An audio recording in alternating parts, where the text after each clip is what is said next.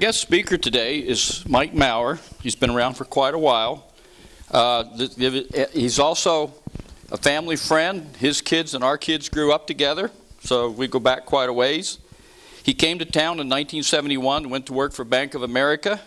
I guess he left town for a little while, came back, and was the vice president over there. For 36 years, he's been a local businessman. Probably been to his hardware store more than once. He was on city council from 84 to 92, and let's see, he was also the mayor from 86 to 90. He ran for office during our last election and won. So that was a November 2014 election. So Mike said he would come in and talk to us a little about city issues. So Mike, you're on. At my age, I have to use reading glasses. Apologize for that. But anyway, when Forrest called me a little over a week ago, asked me if I'd come speak, and he said he was out of town, he'd get back to me real soon and let me know. So he finally called me yesterday afternoon. But he says, but you're a politician, you can stand up and talk forever. So thanks, Forrest. That was when he was there. Okay. Anyway, what I thought I would do is I would touch on the hot topics around town. And of course, everybody knows what the first one is. It's streets. I get people coming to me all the time. My residential street's really bad. You need to come fix it. Unfortunately, we have a finite pool of money. You notice the previous city council, which I guess Lori was on, set a 3-year program for streets, and we're entering our 3rd year. And so I have a list here of, and I'm not going to read it. I have a list of streets that were done, and then streets that are the future streets. And there's a lot of the ones that are coming up this spring and summer are actually residential streets. And I talked to the city engineer actually yesterday because one thing we used to years ago is we used to oil the streets. You know, we have a lot of streets around town that are in still pretty good condition, but the oils have come off the top and the gravel's coming loose and everything. And so he's going to look into maybe being able to save some of the current residential streets a little cheaper than have to redo them. But I want to cover the ones that we have kind of ongoing right now. The first one, we just passed last council meeting the traffic synchronization for the traffic lights on China Lake Boulevard starting at California and going all the way to College Heights. We get complaints sometimes, you know, you sit here at one light and then you get caught on the next one, you get caught on the next one. So theoretically, after they're done with this synchronization project, you'll be able to, if you drive the speed limit, you can be able to go down and catch every one of them green. So anyway, that's what we just approved. We have 2 projects on Drummond actually right now, and one of them is Drummond Avenue from Downs Street to Inyo, if any of you are familiar with that. Right now, when you leave Downs, it's a 4-lane road, then it narrows down to 2 lanes, and a little bit further it widens back to 4. So we just acquired the property along the south side of that, and that will be expanded to 4 lanes this spring. So, and then the other project is, I have a high school student, so when I take her, well, now she's got her license, so I'm not needed anymore, but when I used to take her to school, we'd drive across Drummond, and if you're going in that area, as you go over China Lake Boulevard, get onto Drummond, all of a sudden you've got a dip. Well, what that dip is from years ago, there used to be base property, and apparently there was something done there and it's sunk. And so we're designing that. We're trying to figure out how to go in and actually, the dip not only goes through both sides of the street, but it also goes through the median and into the sidewalk. So it's a pretty drastic deal there. And then, and that is, see, we also do in China Lake Boulevard from College Heights to Bowman, Gateway Boulevard from Upjohn to Church, and North Warner Avenue from Howell to Sierra View, and Graff Street from Norma Avenue to Sierra View. Those are all being done with federal money. And then the East Drummond Avenue is being done with TAB money. And then we've just finished, Bowman Road's finished, Richmond Road is finished, and Raider was just finished. So those are kind of the current ones, and we got quite a list of residential that hopefully we'll be able to do this summer. A lot of that depends on how much Measure L money comes in. So we have an ex-Measure L committee member back there, Mr. Gould, and he'd have a lot more information about Measure L than I do, but we are really dependent on Measure L in this community since, I always joke that I was on the city council back when the city had money because the state hadn't started stealing all the city monies back in the 80s and 90s. And since then, they even got our redevelopment money. So the city, we kind of have to look after ourselves because obviously the state's not going to take care of us. Big item that's coming up is the sewer plant. Probably most of you, or at least have heard that we're working on putting a new sewer facility in. We have two options. One is out the old sewer plant out by the dog shelter. The other one is right west of where the current sewer facility is. I had the privilege of going out a couple weeks ago and touring that facility. Boy, some of that stuff out there is ancient. I mean, I'm surprised it's still holding together. And it's going to be a major financial project. We're trying to work on financing. One of the drawbacks we have right now is under federal law, you can't get tax-exempt bonds on a project that's on federal land or where the federal government is a big user of it, and they are a big user, obviously, since we combined. So that's what's going on this spring. Hopefully we'll be moving along on that, getting it where we can get it set up to actually start construction. Police department, I just want to kind of touch on that a little bit, a couple things. We have 32 sworn officers right now, and 12 of them are financed with Measure L. So you can imagine what this community, if we do not repass Measure L when it comes up for re-election, you can imagine what this city is going to be like with 12 less police officers. And I get comments every once in a while, there's an accident around town. I just drove by that accident and there were 31 police officers there. It was on vacation. Well, most of those officers that were there were volunteers. We have a real good group of police volunteers in this community, and they come out and support the police department on a lot of events. So there may be 3 or 4 officers there, and then the rest are all really volunteers just out there to help out.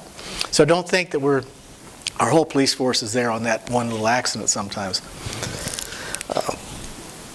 One thing that in their infinite wisdom, the population of California passed, I think it was Measure L last year.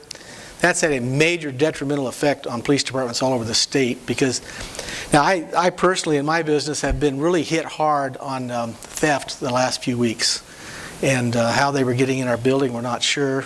Actually it was one of the sections of the building. The building itself has an alarm system, but they've stolen almost everything that's not glued down. Well, actually, they even tried to steal something that was glued down. But anyway, and I was talking to the chief the other day about that, and he says, under the new law, a person can come in my store 10 times a day and steal $900 worth of stuff 10 different times, and that's 10 misdemeanors. He's never committed a felony. And the police in this town actually caught someone out stealing gas out of my U-Haul trucks. They actually caught him red-handed, and the district attorney wouldn't prosecute him because it's only a misdemeanor, and the courts are backlogged, and they're out of money, and we don't have any room in the jail, so why waste our time prosecuting? So that's kind of scary, and hopefully maybe the people of California wake up and try to do away with this one proposition because it's causing a lot of problems on the police departments around the state. The one thing that's been coming to my attention lately is the drainage channels with the talk of El Nino.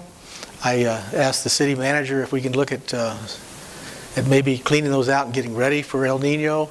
In fact, I had a customer come in the store the other day and grab my manager and says, "You need to tell Mike Maurer that we haven't touched those drainage channels since they were put in." And So anyway, we are thinking about it. Hopefully, we'll get the city. We do have some money that's come in to be able to clean those out. So, and let's see, the Ridgecrest Boulevard bulb outs. That's still a hot topic with some people. Most people are pretty well used to them. It's pretty well settled down. The problem we have, I was all in favor of pulling them all out when I got elected. The problem is they were put in with federal money. If you pull them out, you got to give the federal money back, which we don't have to get back. We're looking at different ways in our infrastructure committee to see how we can maybe modify them. The major problem with them right now is wheelchair accessibility, and so that's what's going on there.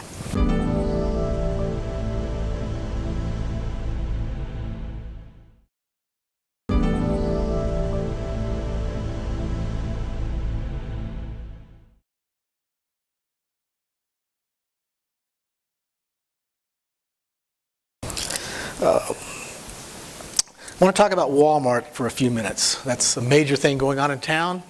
The rumor got out in town the other day, or well, a month or so ago, that the city's flush with funds because we just got a $2 million check from Walmart. It was $2,058,990.12. I mean, if someone gave me that check, I could retire. Anyway, of that amount, Sierra Sands is getting $92,686.75. The sewer department, which goes to a special fund for sewers, is $207,217.84. The impact fees, which actually goes to the city, but they go in separate funds for streets and drainage channels and stuff like that. So it's designated, is $1,364,010.65. Then plan check fees and inspection fees are $342,000, which mostly goes to the county because the county does our inspections and plan checks and everything. That leaves us a big amount of $52,929.32 to go in the general fund. And that doesn't go a long way. So I just, some people have been asking, well, if you've got all that money, why are you running in the red? Well, that's what happened to that money. It would be great to get that in the newspaper because people in this town don't seem to know.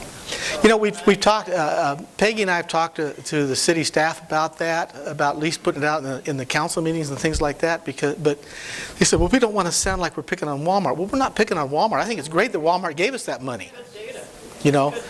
But it's not like we've got a $2 million sitting in the general fund that we can go out and spend now. And so that's a good point, though. We still have the same problem today. The problems haven't changed today from when I was on the council before. We get people to say we're trying to sneak things through. And we say, well, we put it in the paper. Well, we don't read the paper. We put it on the radio. I don't listen to the radio, Put it on Tom's station now because now we have a TV station. Well, I don't watch TV. So how do you get the word out? Those are the channels to get the word out on things. So that's pretty much one other thing I want to touch on a little bit. I don't know if we have a little problem going on right now. The Sierra Sands School District got a big amount of money to build a new Murray school. And it's kind of held up in a kind of a dispute between the city and the Sierra Sands, because if any of you drive down Downs, I didn't talk about Downs. I want to talk about Downs for a minute. If anyone drives down Downs past the charter school, you see those ugly barricades that we had to put in there because everybody's making illegal turns and stuff like that, so we had to block it out. We don't want, as a city, we do not want the same thing to happen on Drummond west of Burroughs. That's where Murray's going in west of Burroughs on the north side of Drummond. And we don't want a problem to be created there like we have on Down Street. So we have come up with mitigation measures. Their traffic engineer said that it wasn't going to have any impact over there. Well, if you ever take a child to Burroughs, it has an impact. 400 more students over in that area is going to have an impact. So we're negotiating with them right now. They say, well, we don't have any money to do anything on Drummond. State law says that they are responsible for doing it. We don't have any money to really do anything on Drummond, but something's going to have to be done on Drummond in order to mitigate that situation there. Down Street is kind of my pet project. We only have one section of Downs that is not 4-lane, and that's between Ridgecrest Boulevard and Upjohn. And we are really looking at it hard to try to get that developed. And I think I have some information here.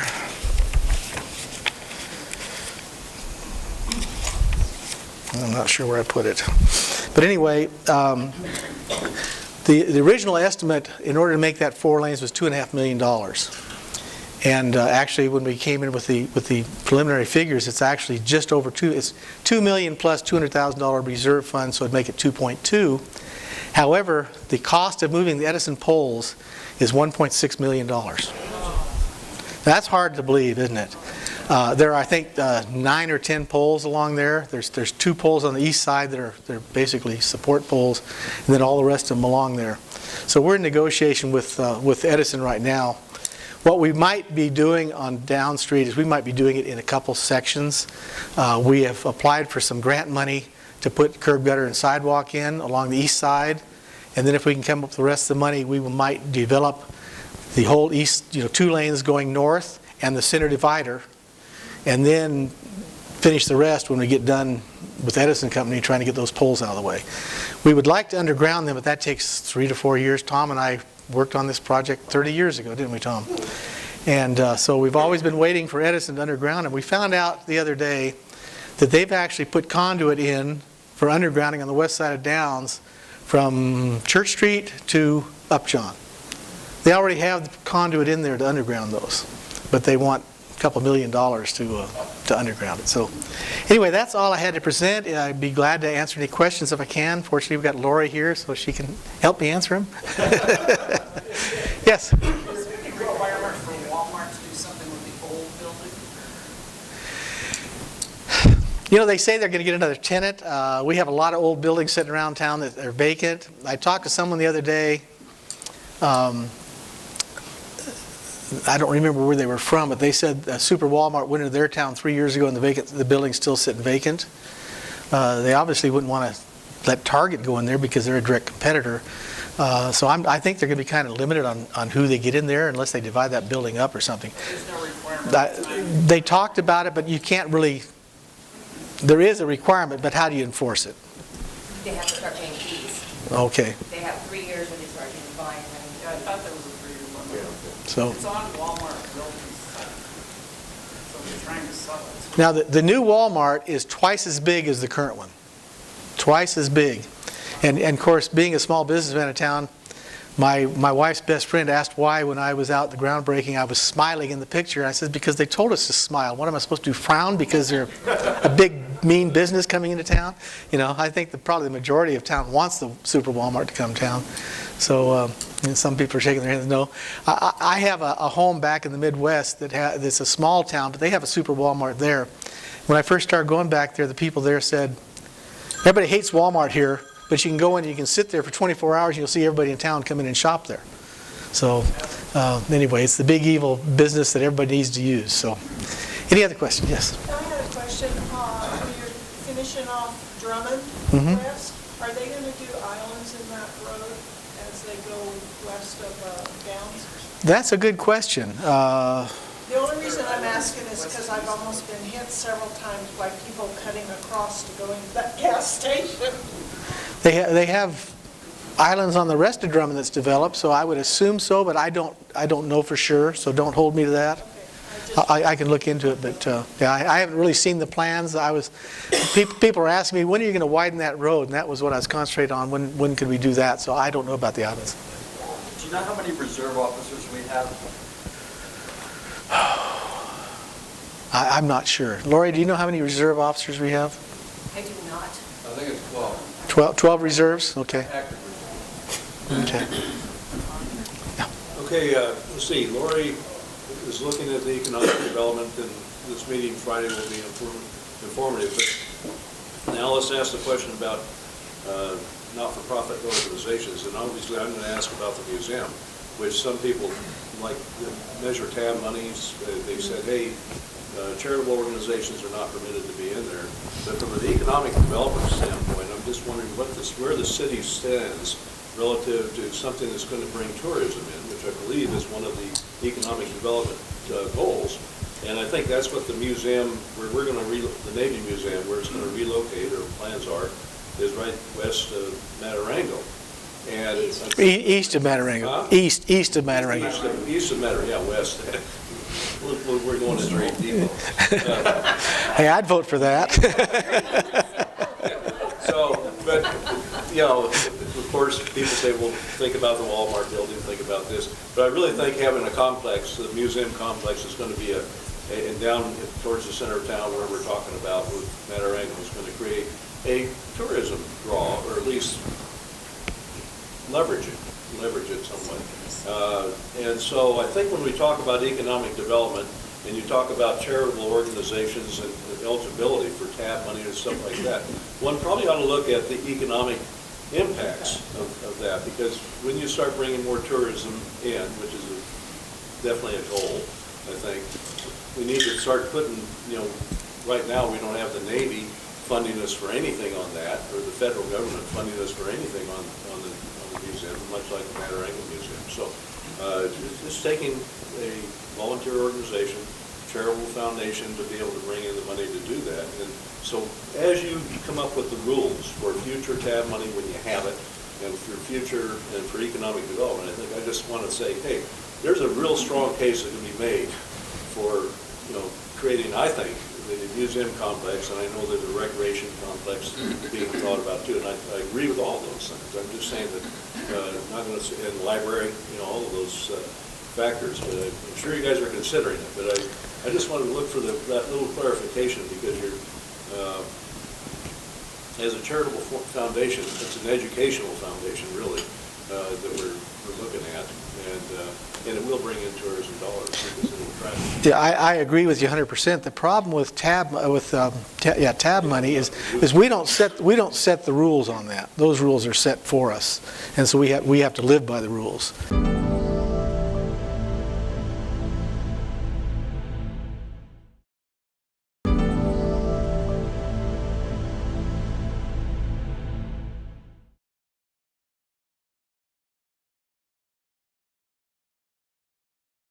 Alice and I don't want to take up too much more time, but we just toured about 7 museums from Houston as I had to see her parachute. And then but coming across Los Alamos, Albuquerque, White Sands, and we've been to some similar type of museums. And it's interesting where they aren't getting financial support from, say, a laboratory like Los Alamos does. This county, city, or someone else usually weighs in on leasing a building or something to that effect to help do it, because they realize the tourism implications on that. So they get some stuff. And our biggest challenge is to get that building out there that will house what we think is a story and the educational leveraging that we need to do on science and STEM. So Not only that, the Manhattan Project is turning out to be a big deal. It's become a national park, and we are definitely part of the Manhattan Project. And the ones that we visited that are specifically going to be benefited by that park said we should jump on that bandwagon and take total advantage of it, because there are people who tour the whole U.S. looking for Manhattan Project sites. So if we are smart, this city is smart, we'll jump on that and start proclaiming us as a Manhattan Project site. it takes the base to do that too, but it's pushing it from the city, from the national, from McCarthy, from our representatives, pushing that, because that was a bill that was passed in December of last year, and it's included that there's a memorandum of agreement between the Department of Interior and Department of Energy. This, I think, November 10th on that, how they're going to manage some of that. It's still an unfunded mandate to an extent, but it's still, obviously there's going to be a line or a path to getting some funding, I think, from that if we become it. And China Lake was instrumental on part of the Manhattan Project. Good question, Doug. You said 1.3 million Walmart paid for infrastructure? 2.2. No, you broke it.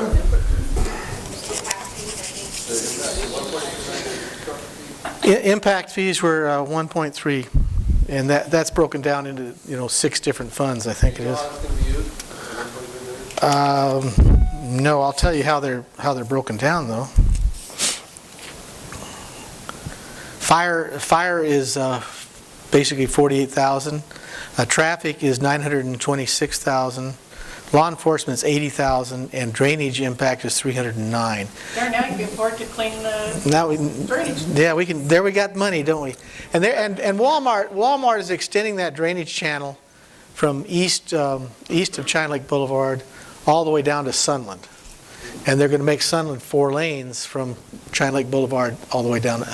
Make Bowman 4 lanes from China Lake Boulevard all the way down to Sunland. So they're putting a lot of off-site improvements in. That's why they've got the road closed right now. They're taking the dirt out where the channel is going to be, and they're actually built their pad where the building is going to be, and then they're going to be doing that road. So they got a lot of work to do, and so to have traffic going down through it would have been disastrous, and that's why they closed the road. It's going to be closed. It's going to be closed until the 1st of May. So, there was a question over here. Yeah, there was. I don't know if this is. I think this is a county project, but what is going on with I guess they're doing some improvements along College Heights. I'm glad you brought that up. I didn't put that on my list. That is a county project. That is going to be a bicycle path. It's a bicycle path actually out east of the road, so they won't have to be riding on College Heights itself to do the bicycling. They'll actually be safe, except when they cross the cross streets. So yeah, that's the county project. That's what's going on right now up there. We get a lot of walkers and runners up and down. Yeah, we do. Maybe utilize that for that purpose. So, but that's what that is. That's what that's for. That's a good question. I'm glad you brought that up. Any other questions? Well, thank you. Oh, Lori? I just had one on, when we were talking about crime, it was the Proposition 47, which was billed as the Safe Neighborhood and School Act. And that's how they really, the state is very good at duping the public. That kicks everybody out now on the felonies. So between AB 109 and the Prop 47, that's where we really got hurt. We are very, very fortunate in our community because we are not as bad as our surrounding communities. But we do need to stay vigilant. So that's the one we want to look at, repealing or doing something. Yeah, You see that modifying or something. It was not Safe Neighbors in Schools. No, it wasn't, but that's how they build it. But yeah, so, well, yes. One other thing, he asked how many reserve officers there are. That doesn't include the 50 members of PAC. Right. Yeah, PAC's not reserve officers. Reserve officers are actually sworn officers, and they're on reserve. But PAC are all volunteers, and we get thousands of hours a year from volunteers on PAC. Well, thank you very much for having me. Thank you for coming, Bubba. And a rotary pen so you don't forget who we are. Okay, thank you.